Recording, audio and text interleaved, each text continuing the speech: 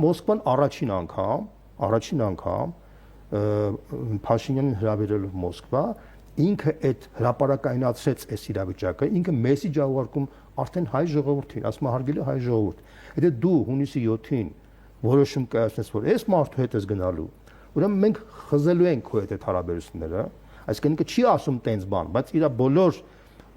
փորձագիտական շրջանակները եւ նախագահից ցածր բոլոր կառույցները արդեն դա զգուշացնում են, ասում են մենք մոտիվացիա չունենք ձեզ պահելու, որ դուք դեմքերի լեզվով մենք լսել ենք մոտիվացիա չունենք ձեզ 3 անգամ, 4 անգամ գազ էժան տալու, որ դուք վաղը մեզ գցեք։ Հասկանում եք ի՞նչն է խնդիրը։ Հիմա տեսեք, կարող ենք այս իրավիճակը ինչ որ տեղի է ունենում ճգնաժամ համարել, թե ռեստարտ լինելու փուլում ենք գտնվում, այսինքն հայ-ռուսական հարաբերությունները վերակենդանացման նշաններ ցույց տալիս է, թե